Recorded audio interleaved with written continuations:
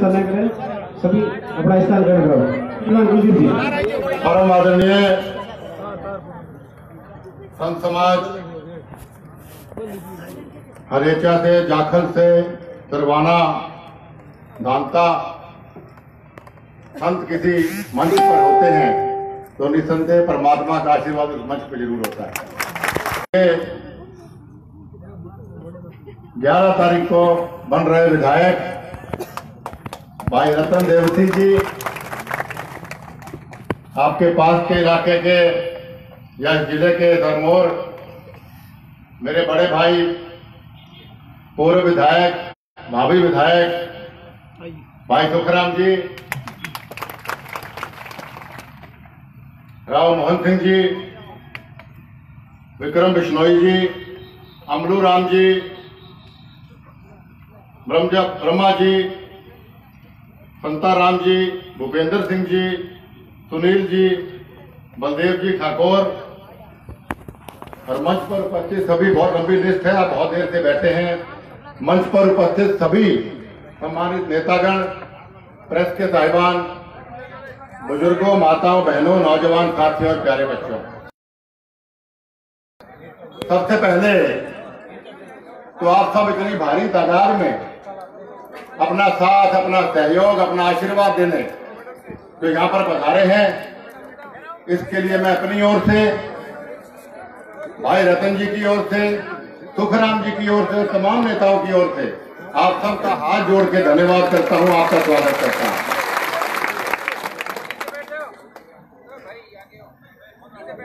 पावन धरती पर आपके बीच में आपका आशीर्वाद लेने आया हूँ। यहाँ पर कभी मेरे पिता स्वर्गीय जननायक बिश्नोई रतन चौधरी भजनलाल जी आपसे आशीर्वाद लेने आते थे। मैं आज यहाँ पर कोई अखिल भारतीय बिश्नोई महासभा का संरक्षक होने के नाते या कांग्रेस वर्किंग कमेटी का मेंबर होने के नाते या विधायक के नाते आपके पास नहीं आया। मैं आपका भाई, आपका बेटा होने के नायक आपके बीच में आया हूं, इसलिए दिल की बात आपसे करना चाहता हूं।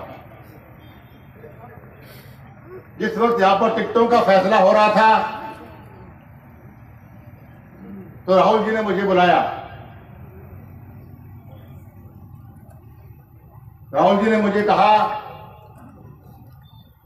कि कुलदीप जी, मुझे खुशी है कि जिस प्रकार चौधरी भजनलाल जी के प्रति लोगों का आशीर्वाद था, वैसा ही प्यार, आशीर्वाद आपके प्रति मुझे राजस्थान में सुनने को मिल रहा। हम टिकटों का फैसला करने जा रहे हैं। रतन जी का नाम, सुखराम जी का नाम पहले ही नंबर 1 पे था, मेरा कोई एहसान इनके ऊपर नहीं है। लेकिन कुछ नाम 1-2 और थे, तो राहुल जी ने कहा कि अगर आप छत्तीस बिरादरी का आशीर्वाद तो लोगे, लेकिन बिश्नोई, अखिल भारतीय बिश्नोई महासभा के संरक्षक होने के नाते अगर आप जिम्मेवारी लेते हैं कि भाई जितने भी हमारे राजस्थान के बूथ होंगे, हल्कों के बूथ, बिश्नोइयों के बूथ होंगे, वहां अगर एक तरफा वोट पड़ने का वादा करते हैं, आश्वासन देते हैं, तो भाई इन 2 साथियों को हम टिकट आपका अवश्य देंगे। तो साथियों, आपके विश्वास पर मैं उनसे वादा करके आया हूं। इसीलिए एक भाई, एक बेटा होने के नाते आपसे प्रार्थना करना चाहता हूं कि भाई मेरा सिर नीचा मत करना। आपने हमेशा मेरे पिताजी का साथ दिया।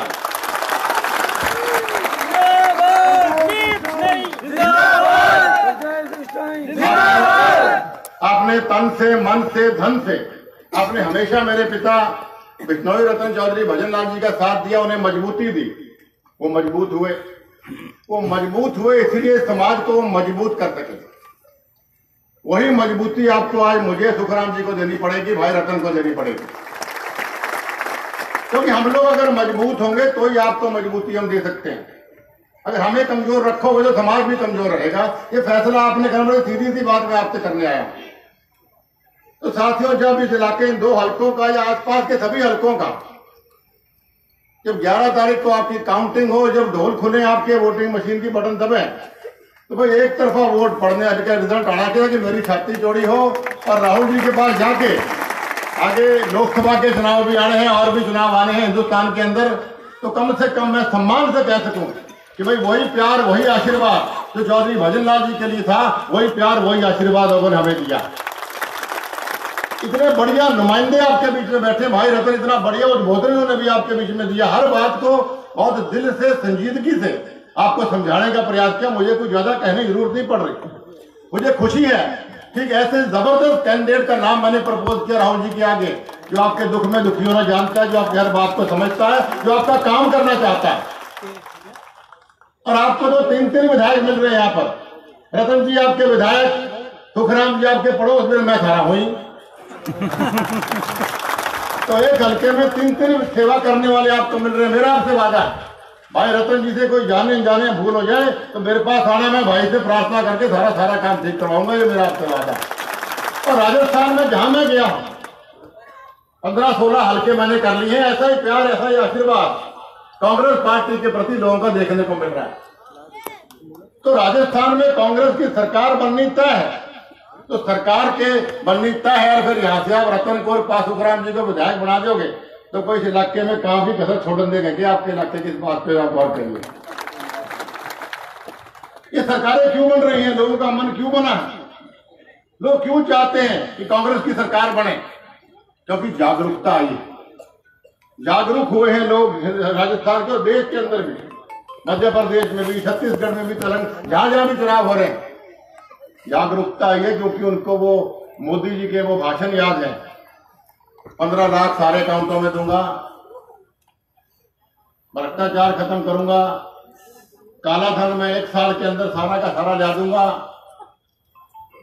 काला धन जिन्होंने कमाया है उनको जेलों में डालूंगा, 2 करोड़ नौजवानों को हर साल रोजगार दूंगा, महंगाई कम करूंगा।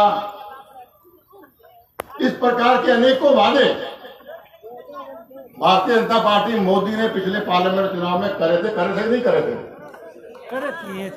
तो भाई 15 लाख रुपए आ गए सारे अकाउंट में किसी के। क्या हालात आज देश के अंदर है, लोग आपका पैसा लेके विदेशों में ऐशी करने भाग गए, विदेश छोड़ के भाग गए, हिंदुस्तान को छोड़ के विदेश में भाग गए।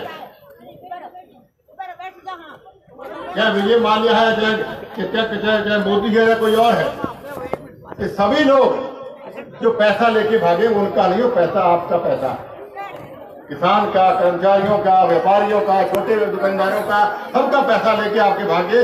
क्या नरेंद्र मोदी जी के मुंह से आपने एक भी बार मन की बात में या किसी और बात में सुना, उनका जिक्र भी सुना कभी आप उन लोगों को? बगैर सरकार की मिली भगत को याद नहीं करता है, इस बात को जनता समझ चुकी है। पेट्रोल डीजल के दाम का जिक्र क्या करते थे कि जितना प्रधानमंत्री की उम्र डॉलर की कीमत होगी, जितना प्रधानमंत्री की उम्र के नजदीक डीजल पेट्रोल के दाम पहुंच रहे हैं। आज क्या हालात हिंदुस्तान के रुपए का, आज क्या हालात डीजल और पेट्रोल का, आज क्या हालात एक आम आदमी के जीवन का। नोटबंदी की बड़े खुश पब्लिक हुई। एक बार तो मुझे भी लगा कि भाई कहीं ना कहीं चलो कुछ तो काम शायद ठीक है, शायद पकड़े जाए लोग। लेकिन धीरे मनमोहन सिंह जी ने अपना पार्लियामेंट में उद्बोधन दिया, उस बार के बाद हमारी आंख खुलनी शुरू हुई कि ये तो पूंजीपतियों का काला धन सफेद करने के लिए इन्होंने ये नोटबंदी का खेल खेला है भारतीय जनता पार्टी।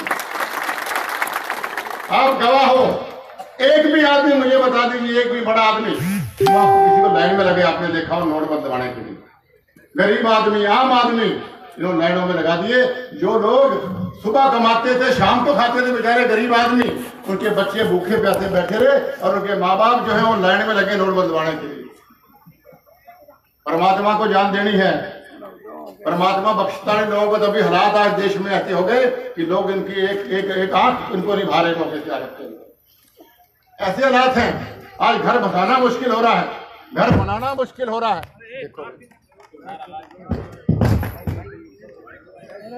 जैसा मैं कह रहा था, घर बनाना मुश्किल, घर बसाना मुश्किल, पेट्रोल की कीमत आसमानों पर, दवाइयां महंगी, अस्पतालों में इलाज महंगा।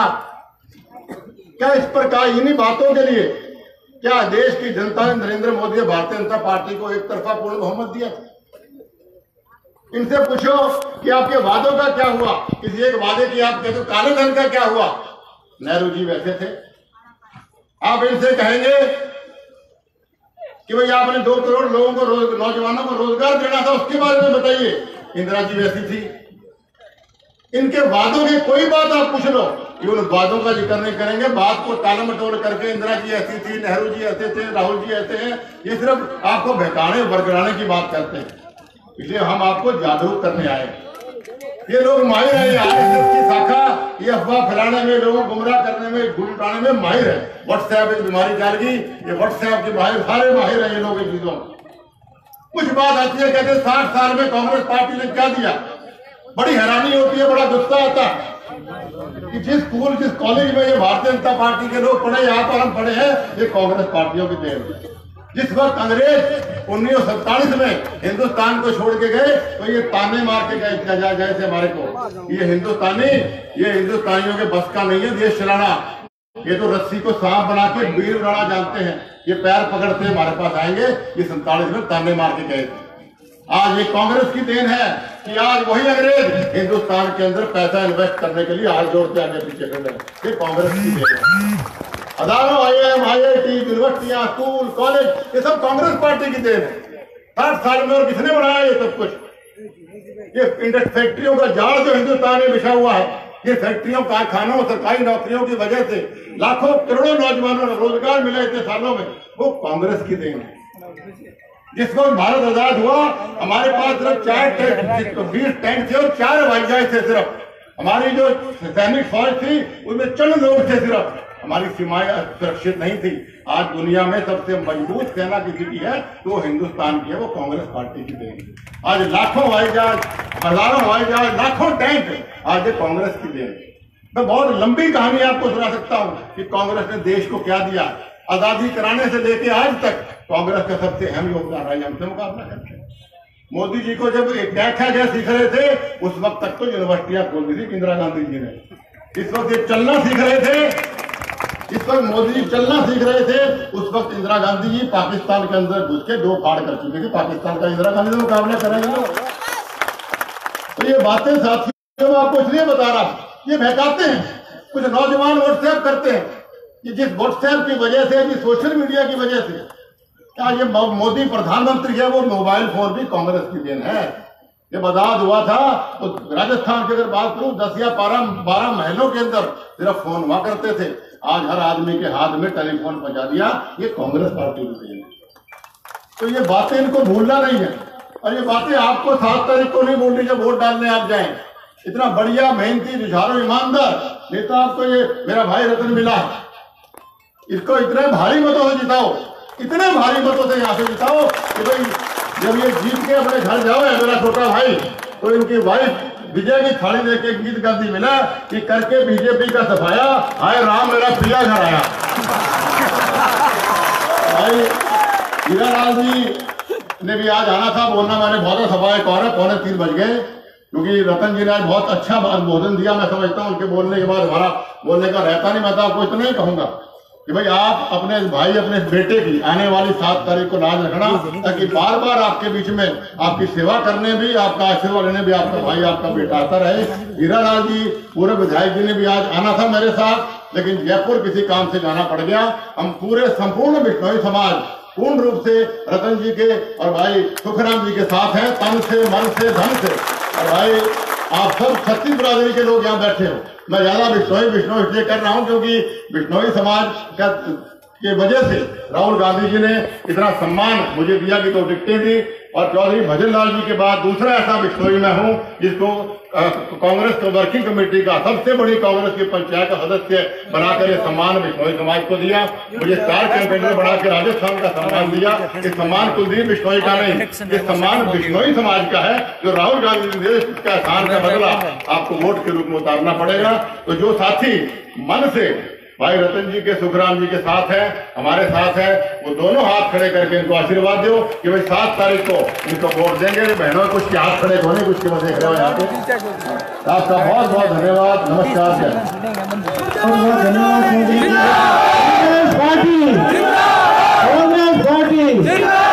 कांग्रेस पार्टी